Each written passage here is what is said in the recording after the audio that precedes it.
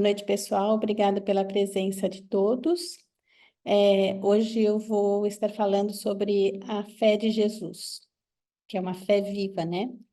E o que é fé viva? É uma fé pessoal, é uma fé original, espontânea e puramente espiritual. Então, antes de começar, eu queria fazer uma pequena oração.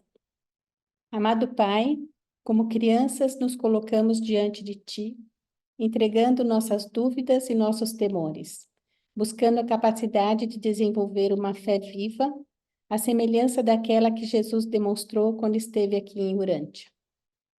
Conceda-nos, Pai, a graça de contar com a orientação e a iluminação do nosso ajustador do pensamento, do Espírito da Verdade e do Espírito Santo, para que possamos crescer em compreensão espiritual e em amor fraternal. Que as nossas vidas sejam reflexos da Tua luz e da Tua verdade, inspirando os outros a seguirem o caminho da fé e do serviço amoroso. Amém. Então, essa apresentação é sobre a fé de Jesus, que foi baseada no documento 196. Eu sempre falo que a apresentação é uma interpretação pessoal minha, né? E que as imagens são meramente ilustrativas. Então, nessa apresentação, nós vamos estar vendo sobre Jesus, o homem, sobre a religião de Jesus, sobre a fé de Jesus e sobre Jesus, o nosso exemplo. Mas antes de começar, só para aquecer o cérebro, eu queria propor um questionamento, que vocês depois, quando terminar a apresentação, podem, se der tempo, me contar, ou então a gente depois fala por WhatsApp, ou do jeito que vocês quiserem. Então, lá no documento 100.2, Jesus retratou a profunda segurança do mortal sabedor de Deus ao dizer: para um crente do reino, que conhece a Deus, o que importa se todas as coisas terrenas entrarem em colapso? Então, a gente está vivendo uma época de guerra em vários lugares, em vários países, né? A gente está vivendo uma época de insegurança econômica e política em vários países, inclusive no Brasil. Mas tudo isso são coisas terrenas. Então, Jesus pergunta, para quem conhece a Deus, para quem tem a fé, né? O que importa se todas as coisas terrenas entrarem em colapso? Então, o que eu queria saber é se vocês já conseguiram desenvolver a fé de Jesus, uma fé viva, né? Não a dele, mas uma como a dele, ou perto da dele, ou um pouquinho de fé que seja. E se isso transformou você, se isso mudou alguma coisa, se você percebeu essa mudança. E a segunda pergunta é: como que a fé poderia alinhar as aspirações dos governantes mundiais, diminuindo assim os conflitos? Então, isso é só para ficar na nossa cabecinha, como uma pulguinha atrás da orelha, para que a gente possa pensar, refletir e depois conversar a respeito. Então, Jesus de Nazaré, ele foi um homem religioso que, pela fé, chegou a conhecer e a fazer a vontade de Deus. Ele foi o homem mais religioso que viveu aqui em Urântia, segundo os reveladores. E eu acredito, né? Com certeza. A devoção de Jesus à vontade do Pai e ao serviço do homem representou mais do que a decisão mortal e a determinação humana. Foi uma consagração de todo o seu coração à outorga de um amor sem fim e sem reservas. O Mestre ascendeu ao alto como um homem, tanto quanto um Deus. Ele pertence aos homens e os homens pertencem a ele. Seguir Jesus. Uma das coisas mais importantes na vida humana é encontrar aquilo em que Jesus acreditava, descobrir os seus ideais e lutar para a realização do seu propósito elevado de vida. Seguir Jesus significa compartilhar pessoalmente a fé religiosa dele e entrar no espírito da vida do Mestre, consagrada ao serviço desinteressado ao homem. De todo conhecimento humano, o que é de maior valor é poder conhecer a vida religiosa de Jesus e como ele a viveu. E isso a gente vê no livro 4, né, na parte 4 do livro de Urântia, que conta como que desde o nascimento de Jesus, aliás, desde quando ele decidiu fazer a sétima auto-outorga aqui em Urântia e até a ascensão dele. Compartilhar a fé de Jesus. Não deveria ser a meta dos crentes do reino imitar literalmente os aspectos exteriores da vida de Jesus na carne, mas sim compartilhar a sua fé, confiar em Deus como ele confiou em Deus e acreditar nos homens como ele acreditou nos homens. Muita gente que lê a quarta parte de Jesus fica tentando imitar o que Jesus fazia, imitar, assim, a vida terrena de Jesus, mas não o o interior, a intenção de Jesus, e sim os passos de Jesus, que é válido também, se a gente conseguisse, é claro que a gente não consegue. Mas o que é importante é a maneira como ele exerceu a sua fé, confiando em Deus e acreditando nos homens. Jesus nunca duvidou da paternidade de Deus ou da irmandade dos homens. Ele foi uma ilustração viva da paternidade de Deus e uma comprovação profunda da irmandade dos homens. Jesus era essa a maior pregação dele, a paternidade de Deus e a irmandade dos homens. Inclusive, ele falava que isso era o seu reino. A ascensão do humano ao divino. Exatamente como os homens devem progredir da consciência do humano à compreensão e realização do divino, assim Jesus ascendeu desde a natureza de homem à consciência da natureza de Deus.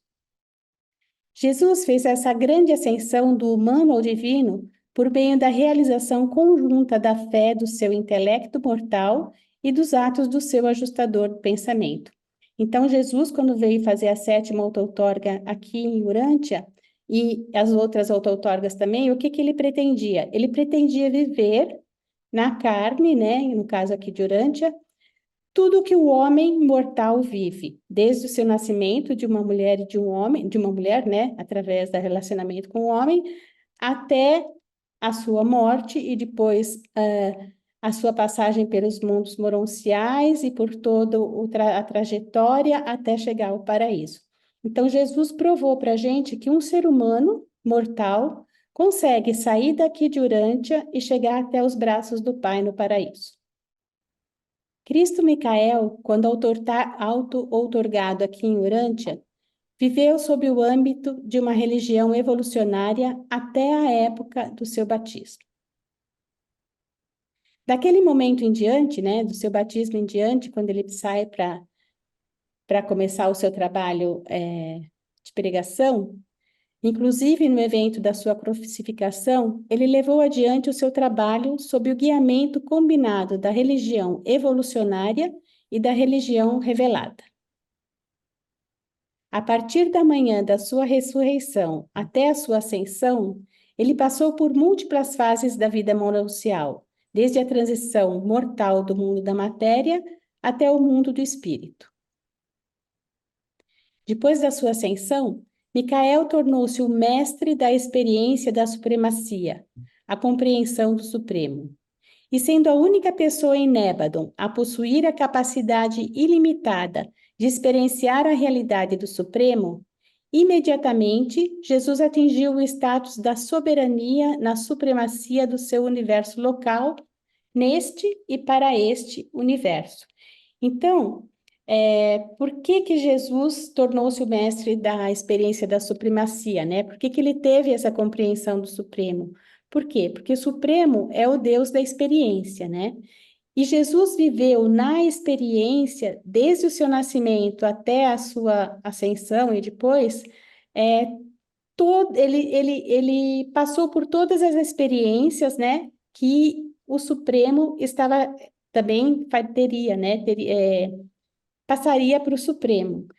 Então, ele teve essa compreensão da experiência, e por isso que ele tornou-se um mestre da supremacia e tornou-se o soberano aqui de Nébada. Não, Acho estou que não. falando que agora entendi essa questão. Eu estava falando para mim com o aberto aqui. Ah, tá Porque bom. agora entendi essa parte da, por que que ele é do Supremo, né? Aham. Por que Mestre que ele tem essa Supremo. experiência? Ele é um mestre É. da experiência, porque o Supremo é o Deus da experiência. Aham. Agora a gente vai falar um pouquinho sobre a religião de Jesus. Os reveladores, eles parecem que têm uma certa, não é mágoa a palavra, mas eles ficam um pouco assim incomodados, né? Com o que que a gente fez com a religião de Jesus. A gente transformou ela na religião sobre Jesus, e não era isso que era para acontecer. Então, eles falam que algum dia uma reforma na igreja cristã poderá causar um impacto suficientemente profundo de retomada dos ensinamentos religiosos inalterados de Jesus, que é o autor, a fonte e a realização da nossa fé. Vós podeis pregar uma religião sobre Jesus, mas por força, vós deveis viver a religião de Jesus, compreender o que ele compreendeu e aceitar a Deus como ele aceitou a Deus, né? Como ele acreditava em Deus. No entusiasmo de Pentecoste, Pedro inaugurou involuntariamente uma nova religião, a religião do Cristo ressuscitado e glorificado. Eles estavam assim tão primeiro, decepcionados com a morte de Jesus, né? Depois, eles ficaram assim, quando eles começaram a ver as aparições de Jesus, eles falaram, Jesus falou toda a verdade, ele disse que ia voltar, né? Que ele ia morrer, mas que ele estaria entre nós, e ele está entre nós, né? E em Pentecostes, quando aconteceu aquele evento que todo mundo se sentiu tocado, né? Todas aquelas, se não me engano, eram 70 pessoas naquela sala, se sentiram tocadas, com vontade de sair pelo mundo e falar: olha, Jesus ressuscitou, Jesus. Eles esqueceram, na verdade, tudo que eles tinham aprendido, ou grande parte do que eles tinham aprendido, e ficaram só com o fato de que Jesus tinha ressuscitado e tinha ascendido, né? Então, esse entusiasmo não foi por maldade, claro, mas desviou um pouco o que Jesus havia pedido para eles. Ele não queria, Jesus não queria que os apóstolos passassem, né, para os outros a religião sobre a vida dele. Eles queriam que passasse a religião dele mesmo, né, tudo aquilo que ele ensinou, que era a paternidade de Deus, a irmandade dos homens, seguir a vontade do Pai, a realização da fé, e os apóstolos meio que esqueceram-se disso. E no entusiasmo, Pedro era um grande entusiasta, ele criou uma nova religião, que é a religião do Cristo ressuscitado e glorificado. E mais tarde veio Paulo, né? O apóstolo Paulo transformou esse novo evangelho do cristianismo numa religião que incorporava as suas próprias visões teológicas. Paulo, ele era adepto do mitraísmo. Então, muitas das coisas que, por exemplo, a religião católica tem, né, até hoje, vieram do mitraísmo. A data do nascimento de Jesus, as grutas, né, tem uma construção de grutas para ser sua igreja, a maneira como são dispostos os bancos na igreja, a água benta quando você entra na igreja. Então, vários itens, né, vários atributos do mitraísmo, Paulo trouxe para o cristianismo, né? Por quê? Numa intenção de trazer aquele povo pagão da religião dos mistérios para essa nova religião que era o cristianismo. Isso foi bom? Isso foi o que deu para fazer e a gente agradece que estamos aqui até hoje, né? Mas não era o que Jesus gostaria. Jesus, a inspiração para o progresso do espírito. O maior erro cometido consta de que, enquanto ficou reconhecido que o Jesus humano possuía uma religião, o Jesus divino, Cristo, transformou-se numa religião, quase que da noite para o dia. Então, em Pentecoste, e depois com é, o apostolado de Paulo. O cristianismo de Paulo assegurou a adoração do Cristo divino, mas quase totalmente se esqueceu do valente Jesus, um humano que lutou pelo valor da sua fé religiosa pessoal e também no seu ajustador residente. que ascendeu do nível inferior da humanidade para tornar-se um com a divindade, transformando assim no novo caminho vivo pelo qual todos os mortais podem ascender dessa forma da humanidade à divindade.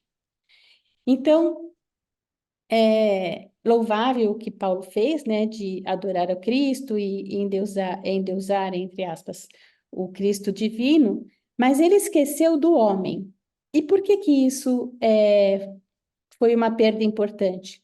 Porque Jesus veio aqui para quê? Para provar para a gente, para os mortais, que a gente, mesmo nascendo, sendo o menor dos menores, a gente consegue chegar nos braços do Pai.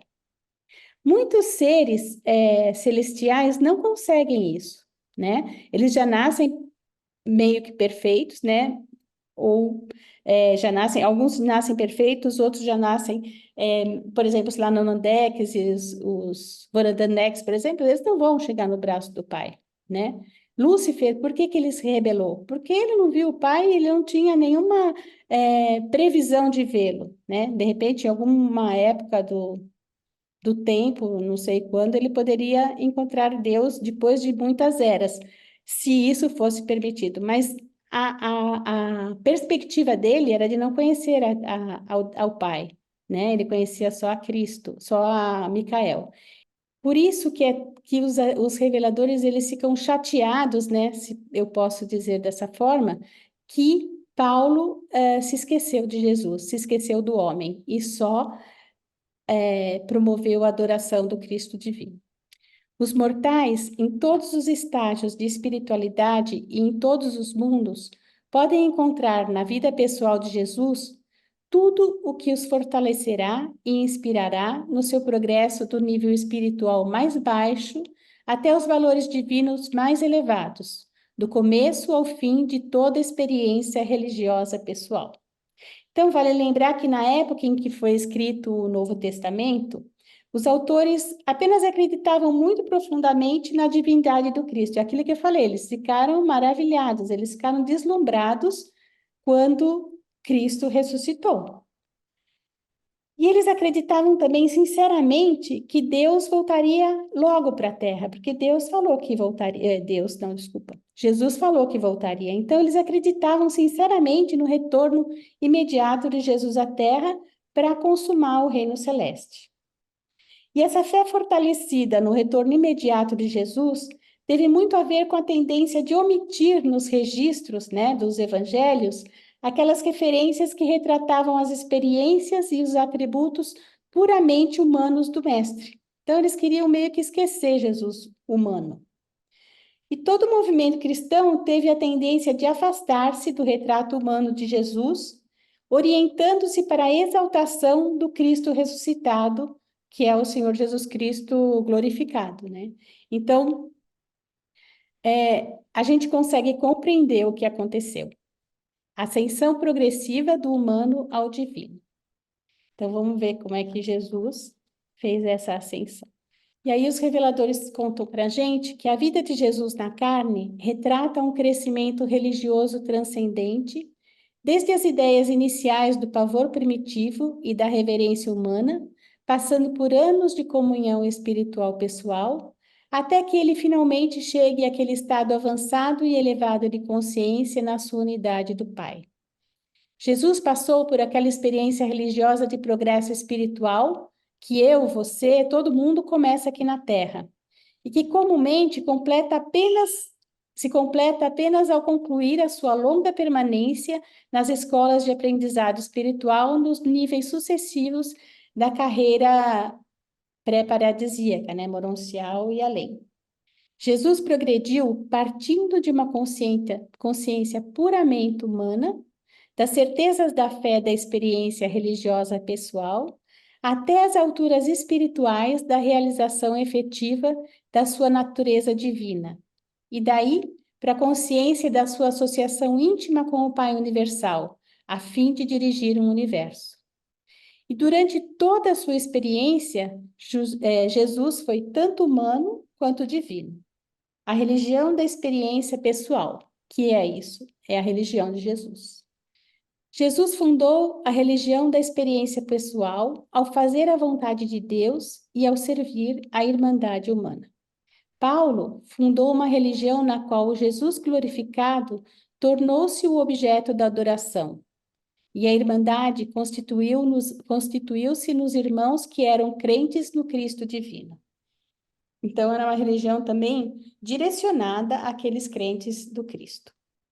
É uma pena que os seguidores de Jesus não houvessem conseguido criar uma religião unificada, que poderia ter dado um reconhecimento próprio à natureza humana e à natureza divina do Mestre, tal como estavam inseparavelmente ligadas na sua vida terrena e tão gloriosamente expostas no Evangelho original do Rei. Eu não consigo ler esse título também. Jesus não Jesus, partilhou da visão pessimista que Paulo tinha da humanidade. Jesus fez os homens sentirem-se no mundo como se estivessem na sua casa. Ele os libertou do tabu escravizador e ensinou a eles que o mundo não é fundamentalmente mau. Os judeus, principalmente, tinham uma visão de que o mundo era muito... Tanto que o Deus dos judeus era meio carrasco, então o mundo era muito fundamentalmente mau. E Jesus, não, Jesus mostrou um outro lado. Jesus não almejou escapar da sua vida terrestre. Ele dominou uma técnica de fazer a vontade do Pai de um modo aceitável, enquanto aqui na carne. Ele atingiu uma vida religiosa idealista, em meio mesmo a um mundo realista. Ele trazia o reino dos céus aqui para a terra. Jesus viu os homens como filhos de Deus e anteviu um futuro magnífico e eterno para aqueles que escolhiam sobreviver. Ele viu o homem positivamente e não negativamente. Ali, quando diz ali, né, que ele não almejou escapar da sua vida terrestre, tá? Fico pensando assim, ó, porque depois do batismo dele, ele foi liberado, né? Ele poderia ir Sim, embora. sim. Mas aí, para mim, tem umas coisas assim que eu fica meio em dúvida, porque se a missão dele aqui estava cumprida, já tinha sido cumprida, ele poderia ir. Uhum. Então, quando ele veio para cá, e aí, mas aí ele já, minha hora ainda não chegou, depois ainda até ele pregar. Essa decisão ele tomou aqui, ele não veio com essa missão, porque e se ele tivesse ido embora, nós teríamos ficado sem os ensinamentos dele. Essa decisão de ficar, ele tomou aqui, ele teve livre-arbítrio para isso, ele não veio para cumprir isso, então essas coisas para mim, às vezes eu não consigo. Então, eu me lembro, assim, que foi dito a ele que a missão dele já estava cumprida, né? E que se ele Pois é, quisesse, ele podia retornar. E ele não, ele falou, não, eu quero continuar, eu quero apresentar Deus aos homens e os homens a Deus, e ele já era o soberano, mas ele quis continuar para fazer, para apresentar para os homens o reino de Deus, que era a paternidade de Deus, a irmandade dos homens, apresentar Deus aos homens e os homens a Deus. Então, quando eu leio dessa forma, para mim, de repente ele já tinha isso dentro dele, mas ele sabia que ele não precisava, ele escolheu fazer isso. não estava na Mas eu não missão sei se foi lá ou se original foi dele, aqui. né? É, Pois é, aham. a impressão que dá é que não estava na missão original dele, Não, assim, não estava mesmo. Ele que escolheu complementar, vamos dizer assim. A missão que Jesus completou nesse momento era da sua experiência como homem, então não da experiência como Deus. Uhum. Era a missão que ele tinha que completar para assumir a soberania do universo. Mas quando a gente lê lá o documento 120 da conversa dele com Emmanuel, fica muito claro que ele tinha um outro propósito, uma outra missão, além daquela que era a liberação dele da auto-outorga de mortal. E essa missão que ele mesmo se impôs foi de revelar o Pai aos homens Isso. e de revelar os homens ao Pai. Então, Na cabeça dele, faltava completar essa parte, que não tinha sido completada ainda. E tanto que nos evangelhos, ele recebeu a liberação por parte de Gabriel, mas o pai dele não liberou ele. Falou, não, você não completou a sua parte ainda. Então, ele teve a aprovação de Gabriel e de mais alguém, agora não lembro, que estava ali no momento, mas, Melquisedeque? não sei, o Pai Celestial não disse, falou para ele, não, você não completou a sua parte ainda. Tem uma passagem no Evangelho que fala disso. Então, essa missão estava planejada. Não foi uma decisão dele aqui na carne. Mas A para gente, cumprir a auto-outorga, ele já tinha finalizado. sim, para cumprir a auto-outorga, sim, que era viver a experiência do mortal.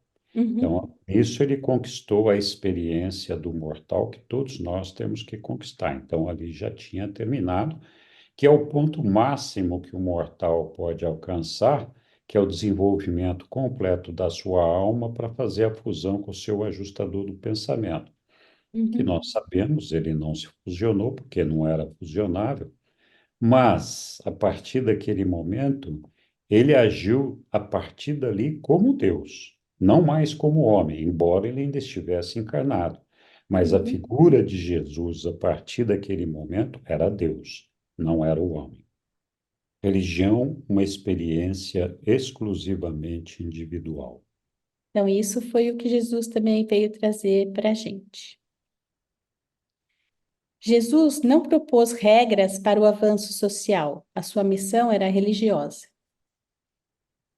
Tanto que na conversa com Emmanuel disse para ele que ele não tinha que se envolver com economia, com política, ele só tinha que se envolver com os assuntos de Deus, né?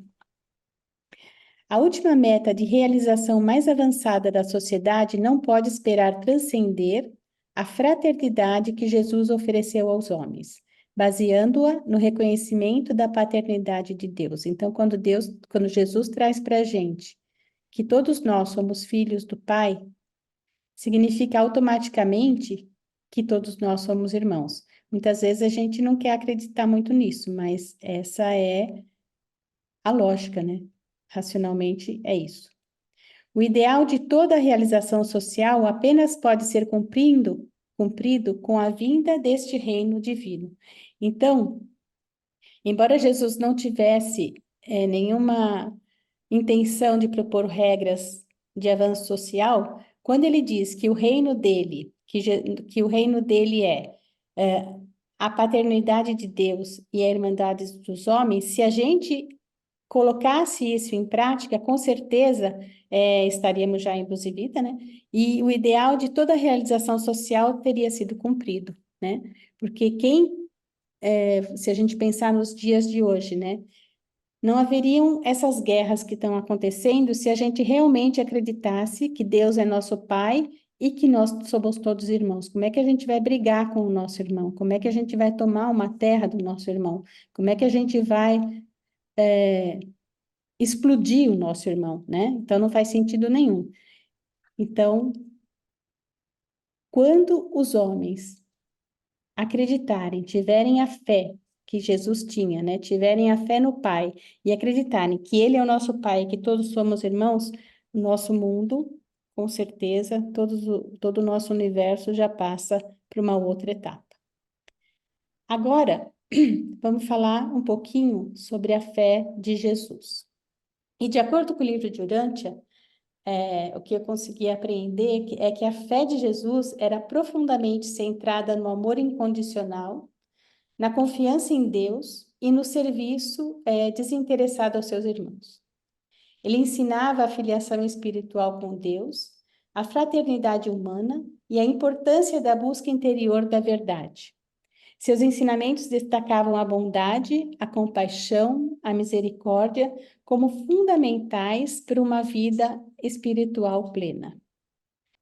E aí os reveladores falam: a crença terá alcançado o nível da fé quando estiver motivando a vida e moldando o modo de vida. A aceitação de um ensinamento como verdadeiro não é fé, é mais uma crença.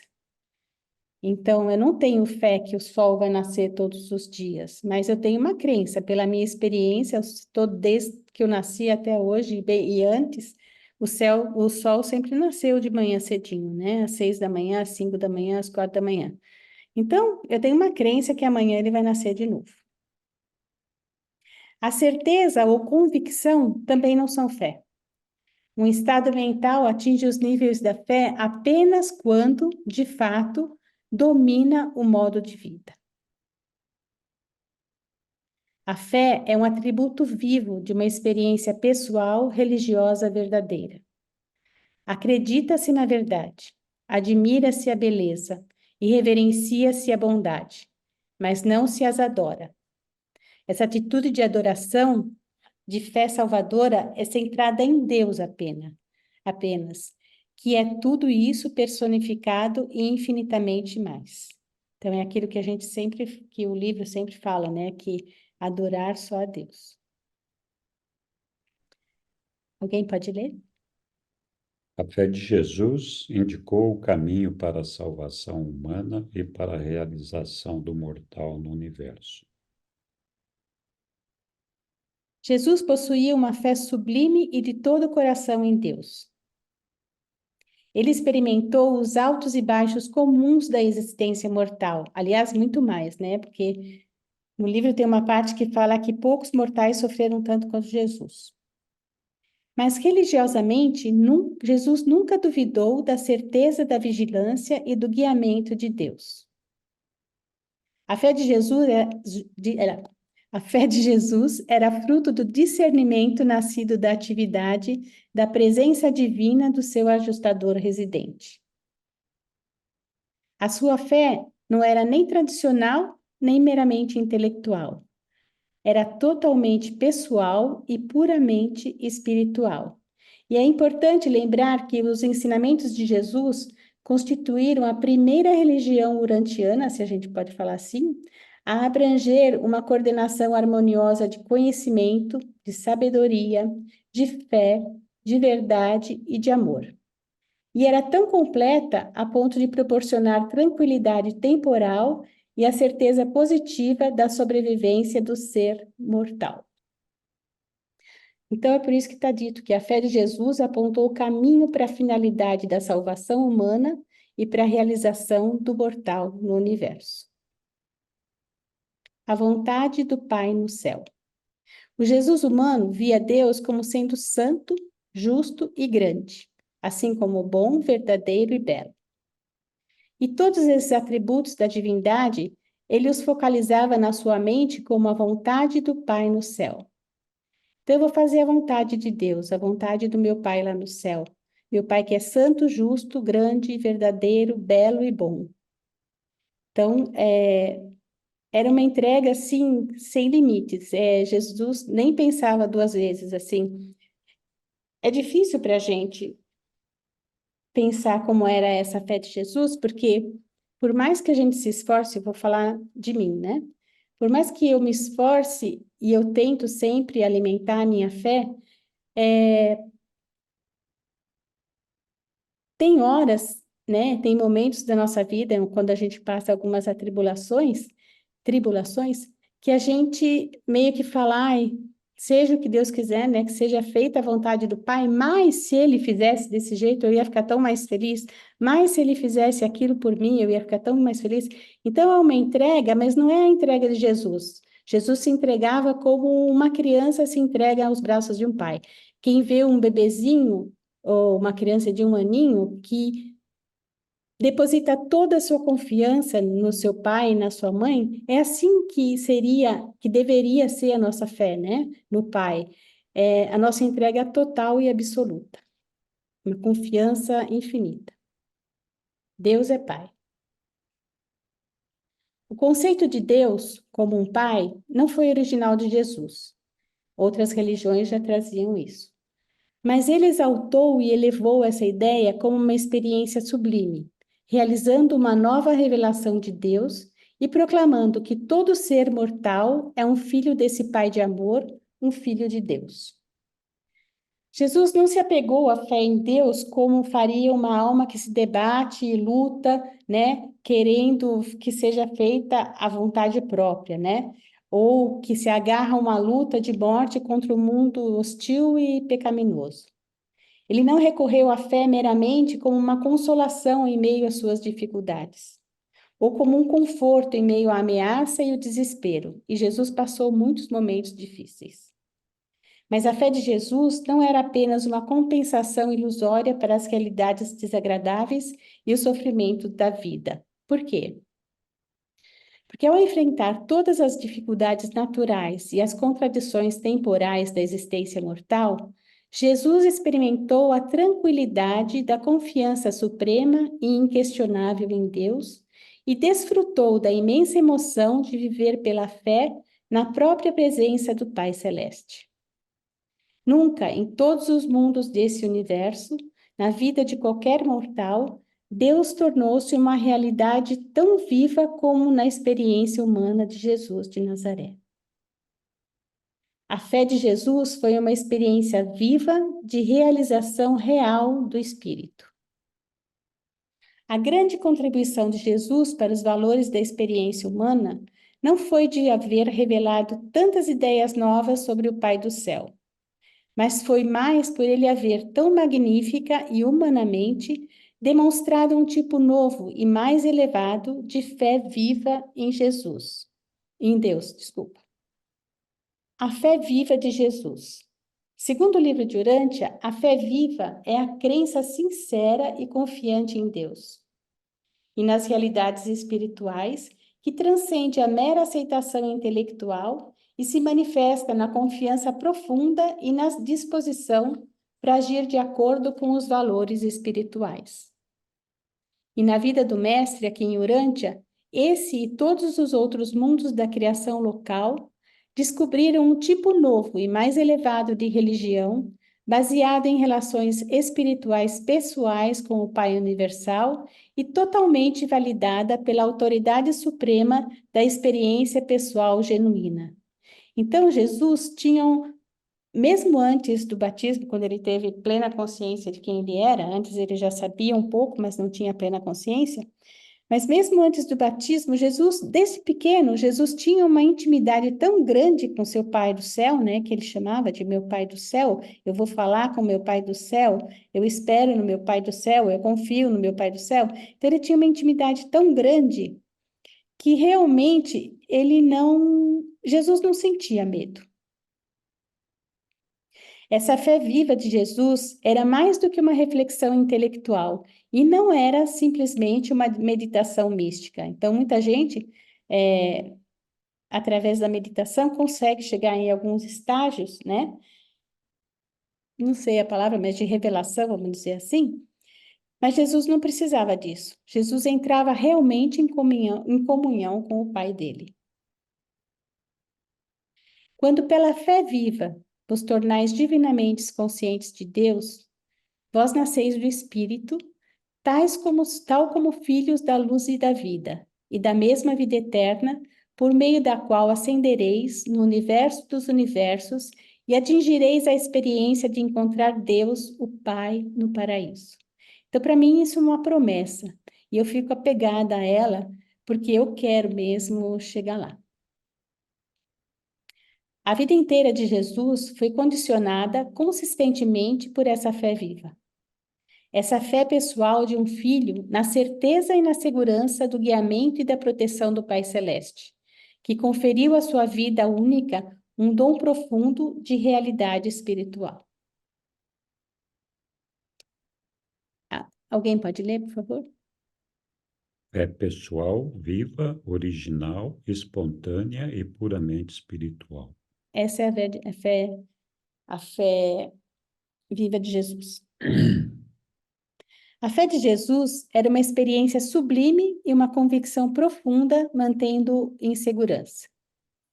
Era tão real e toda inclusiva que varreu para longe quaisquer dúvidas espirituais e destruiu efetivamente todos os desejos conflitantes. Nada foi capaz de afastá-lo de ancorar-se espiritualmente nessa fé fervorosa, sublime e destemida. Ele permaneceu calmamente na presença divina, livre de medo e totalmente consciente da invencibilidade espiritual. Então, é aquele trecho que eu tinha lido no comecinho, que falava assim, para um crente do reino que conhece a Deus, o que importa se todas as coisas terrenas entrarem em colapso? Né? Essa convicção que Jesus tinha, né, essa fé que Jesus tinha, o mantinha sempre em segurança, independente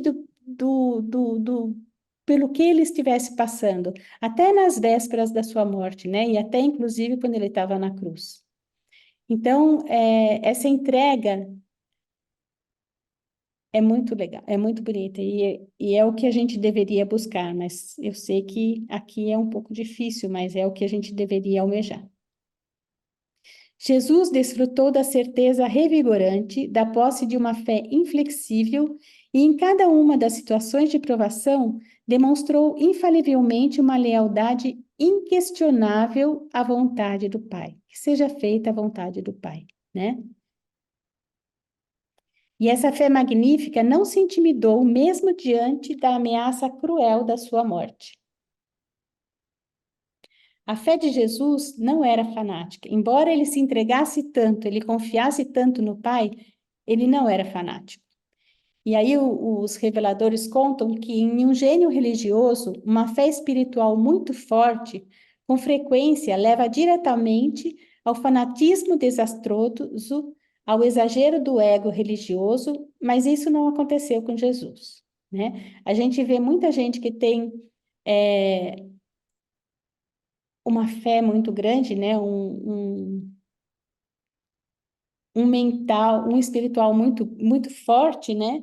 Que acaba se tornando fanático e esquece das outras energias, que seria a mental e a energia física, né?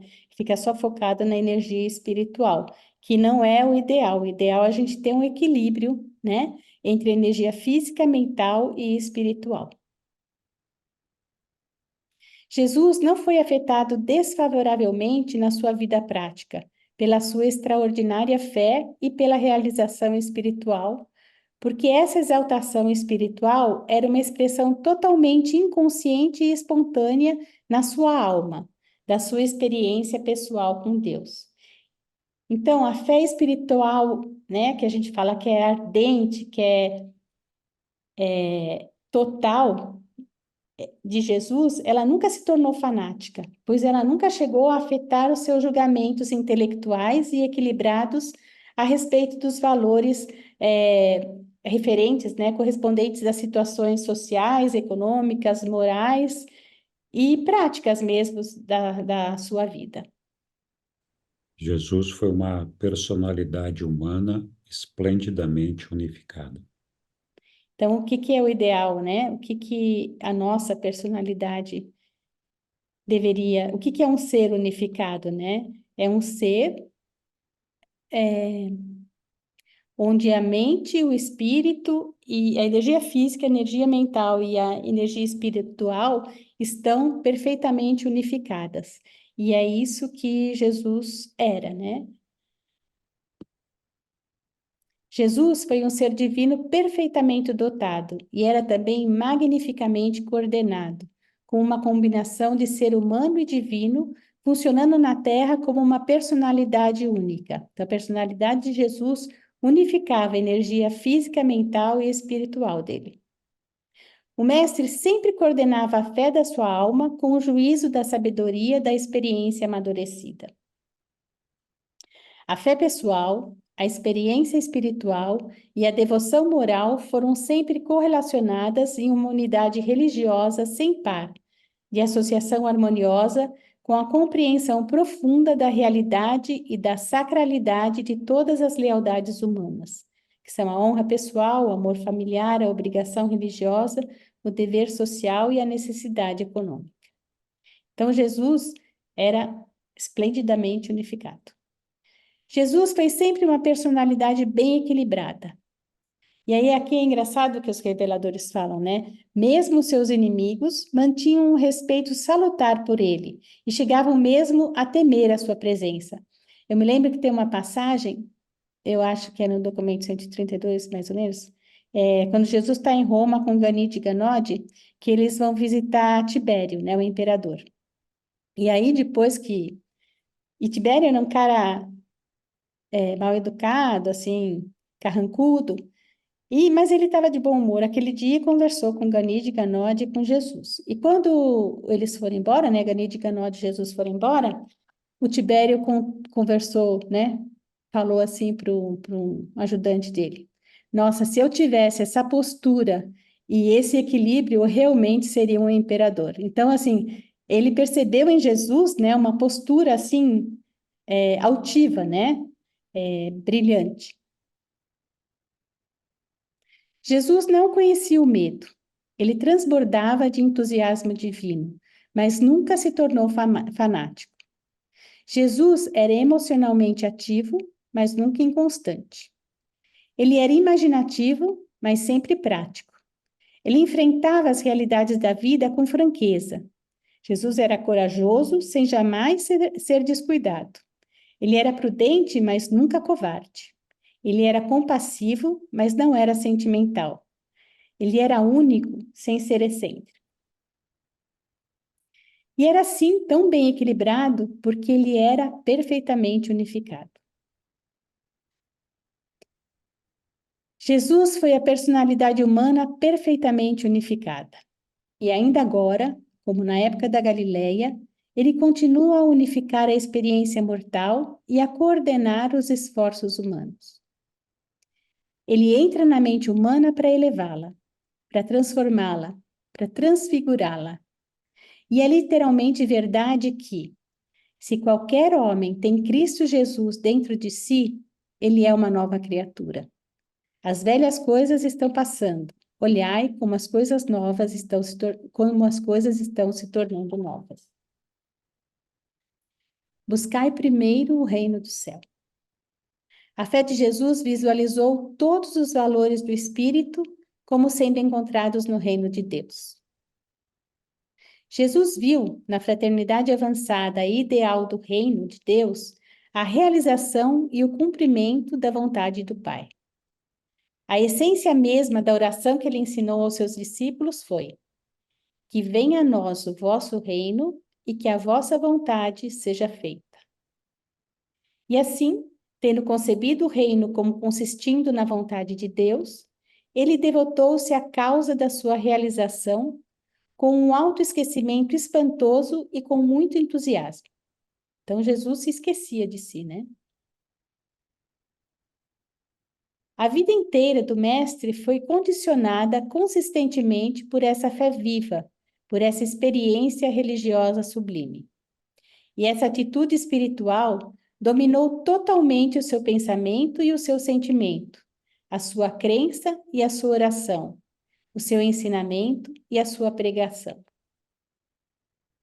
Essa fé pessoal de um filho, na certeza e na segurança do guiamento e da proteção do Pai Celeste, conferiu à sua vida única um dom profundo de realidade espiritual.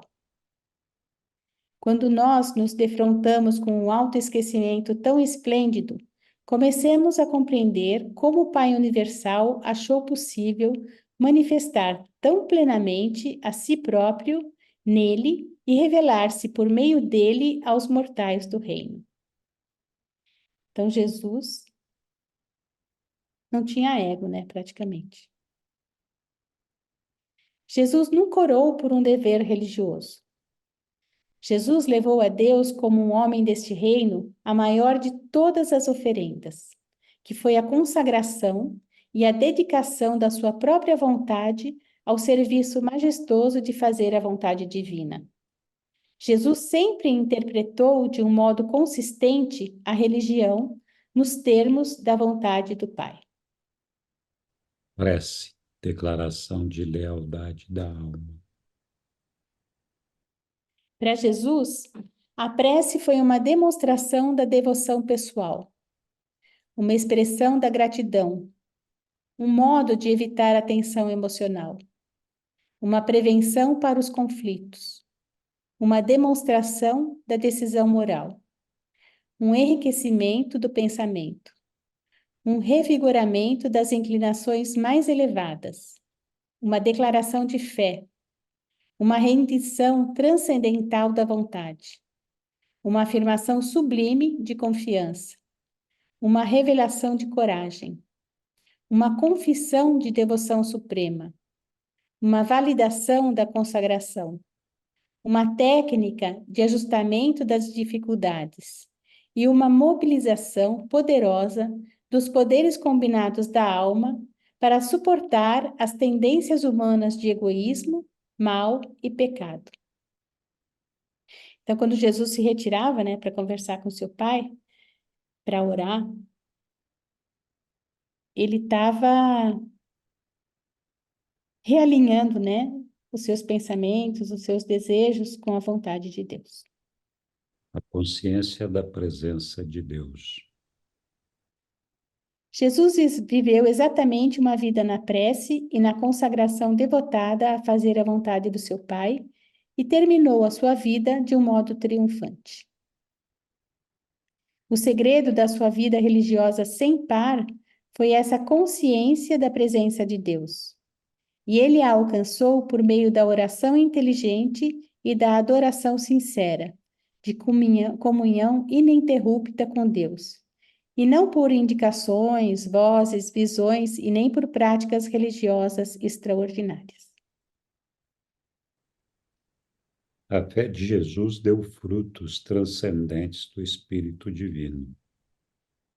Na vida terrena de Jesus, a religião foi uma experiência viva, um movimento direto e pessoal da reverência espiritual à prática da retidão. O que significa? Jesus confiou em Deus do mesmo modo que uma criança confia em seu pai. Ele tinha uma profunda confiança no universo, exatamente a confiança que uma criança tem no ambiente dos seus pais. Então, uma criança pequena que chega em casa está toda feliz, porque ela está de novo em casa com seus brinquedinhos, com a sua mãe e com seu pai. A fé de Jesus, uma fé de todo o coração, na bondade fundamental do universo, em muito se assemelhou à confiança que a criança tem na segurança do seu meio ambiente terreno. Confiança extrema no Pai. Então, Jesus dependeu do Pai Celeste tal como uma criança se apoia no seu Pai terreno. E a sua fé fervorosa nunca, nem por um momento, duvidou da certeza de que o Pai Celeste velava por ele. Acontecesse o que acontecesse, ele sabia que a vontade do Pai prevaleceria e que seria a melhor coisa que poderia acontecer para ele. Ele não se perturbava seriamente com temores, dúvidas ou ceticismos. Ele combinou a coragem sólida e inteligente de um homem amadurecido com o otimismo sincero e crente de uma criança confiante. A sua fé cresceu, alcançando um nível tão elevado de confiança que era desprovida de temores. Então, em alguns momentos no livro, está dito que Jesus não sentia medo. A fé de Jesus atingiu a pureza da confiança de uma criança.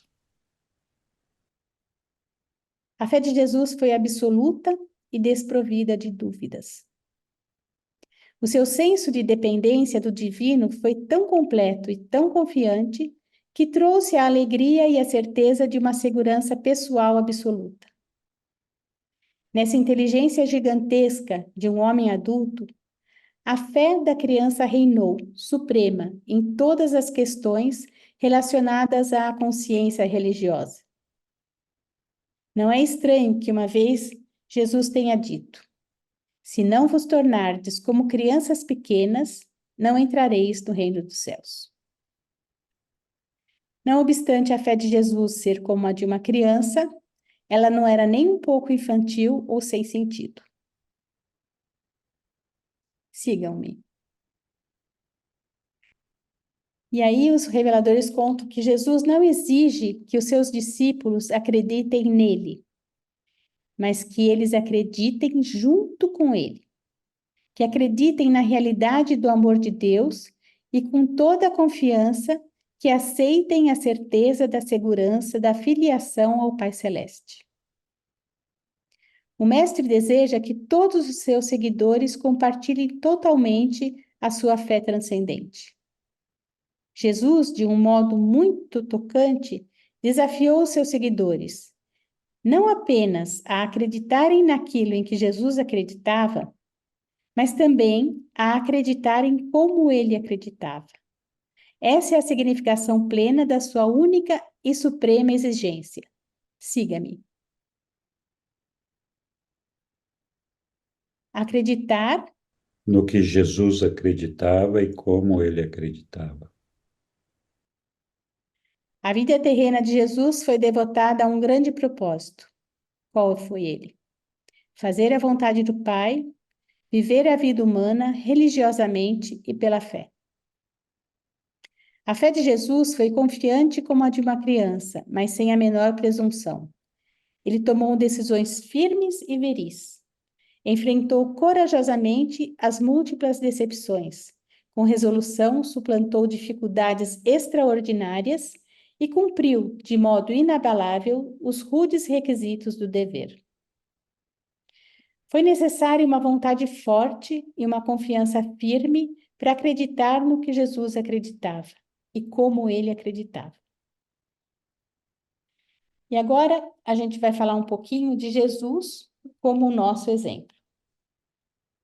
E aí os reveladores falam que, embora o mortal comum de Urântia não possa esperar atingir a alta perfeição de caráter adquirida por Jesus de Nazaré, enquanto ele permaneceu aqui em Urântia na carne, é totalmente possível a todo mortal crente desenvolver uma personalidade forte e unificada, pautando-se pelas linhas perfeccionadas da personalidade de Jesus.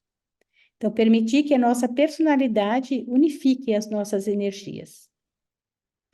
O aspecto singular da personalidade do Mestre não era tanto a sua perfeição, quanto a sua simetria, a sua unificação extraordinária e equilibrada. E Jesus confiou em Deus. Como um homem entre os homens, ele confiou de um modo muito sublime no Pai do céu. E confiou no seu Pai como uma criança pequena confia no seu pai terreno. E a sua fé foi perfeita, mas nunca presunçosa. E não importa o quão cruel a natureza possa parecer, nem quão indiferente possa ser ao bem-estar do homem na terra, Jesus nunca faltou com a sua fé. Ele era imune ao desapontamento e inatingível pela perseguição. Jesus foi a verdade. A bondade infalível de Jesus tocava os corações dos homens, mas a sua inflexível força de caráter maravilhava os seus seguidores. Jesus viveu a verdade do mesmo modo que a ensinou. Então, ele não era que ele pregava uma coisa e fazia outra. Não, ele viveu a verdade do mesmo modo que ele ensinava. Porque ele foi a verdade. E ele foi forçado a proclamar a verdade salvadora à sua geração, ainda que tanta sinceridade haja algumas vezes causado tanta dor. Ele foi inquestionavelmente leal a toda a verdade. E aí, Jesus dizia, tende ânimo, quando os apóstolos estavam lá, decepcionados com as atitudes de Jesus, porque eles queriam muito que Jesus fosse glorificado, porque eles queriam muito que Jesus fosse o Messias esperado pelos judeus, porque eles queriam muito enaltecer Jesus, e Jesus sempre colocava água na fervura dele. Mas depois ele dizia, tende ânimo. Jesus era uma pessoa inusitadamente alegre, mas não era um otimista cego ou pouco razoável.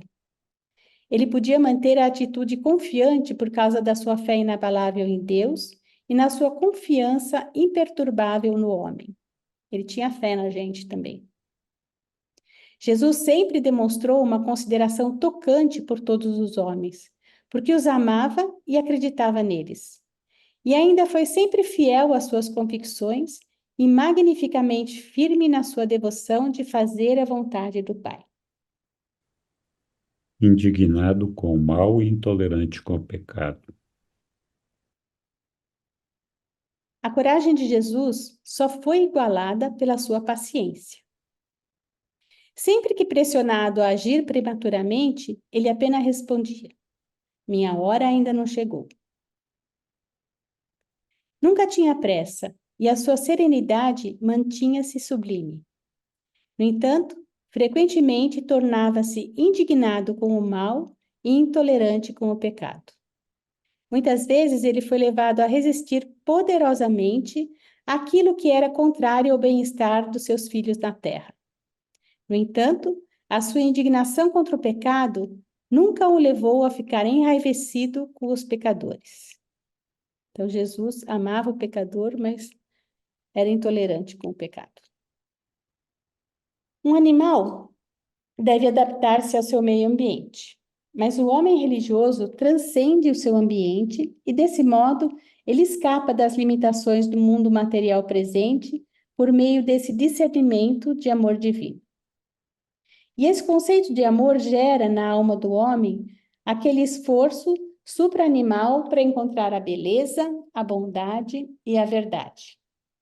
E quando ele as encontra, ele é glorificado no abraço delas e é consumido pelo desejo de vivê-las e de cumpri-las segundo a sua retidão.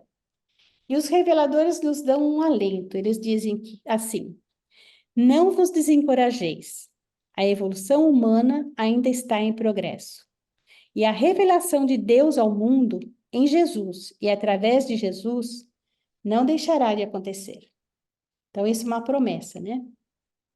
O grande desafio do homem moderno é realizar uma comunicação melhor com o seu ajustador do pensamento, que reside dentro da mente humana. A maior aventura do homem na carne consiste no esforço bem equilibrado de ultrapassar as fronteiras da autoconsciência, penetrando nos domínios imprecisos da consciência embrionária da alma, em um esforço de todo o seu coração para alcançar a região fronteiriça da consciência do espírito. Esse, o contato divino com a divina presença. Então, essa experiência constitui a consciência de Deus, uma experiência que confirma de um modo poderoso a verdade pré-existente da experiência religiosa de conhecer a Deus. E foi isso que Jesus tentava fazer, né? Apresentar Deus aos homens. E essa consciência do Espírito é equivalente ao conhecimento da factualidade da filiação de Deus, a factualidade de que nós somos filhos de Deus. E essa certeza da filiação, acreditar que nós somos filhos de Deus, na verdade é um ato de fé, uma experiência de fé. O Pai é amor vivo e a vida do Pai está nos seus filhos. A consciência de Deus é equivalente à integração do eu com o universo, nos seus níveis mais elevados de realidade espiritual. Apenas o conteúdo espiritual de qualquer valor é imperecível.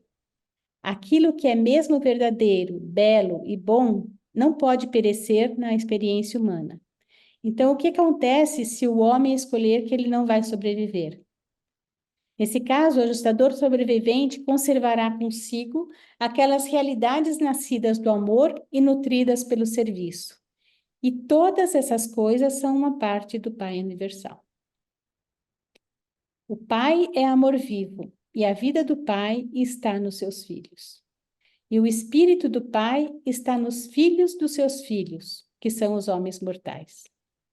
E quando tudo estiver dito e feito, a ideia de um Pai será ainda o conceito humano mais elevado de Deus.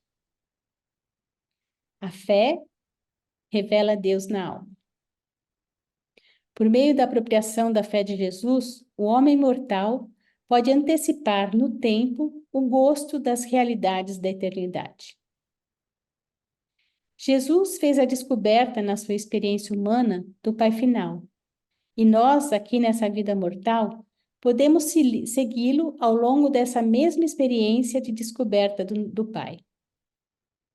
Nós podemos alcançar, sendo quem somos, a mesma satisfação nessa experiência com o Pai que Jesus alcançou sendo quem ele foi.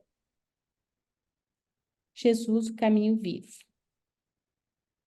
Jesus foi e é o novo caminho vivo, por meio do qual o homem pode alcançar a herança divina que o Pai decretou que fosse dele, apenas se ele assim o pedisse. Pedi e recebereis. Com Jesus ficam abundantemente demonstrados os começos e os fins da experiência de fé da humanidade e mesmo da humanidade divina. Crescei em graça por meio da fé viva que leva à compreensão do fato de que sois filhos de Deus e que, ao mesmo tempo, vos faz reconhecer em cada homem um irmão. Então, esse é o apelo de Jesus para nós.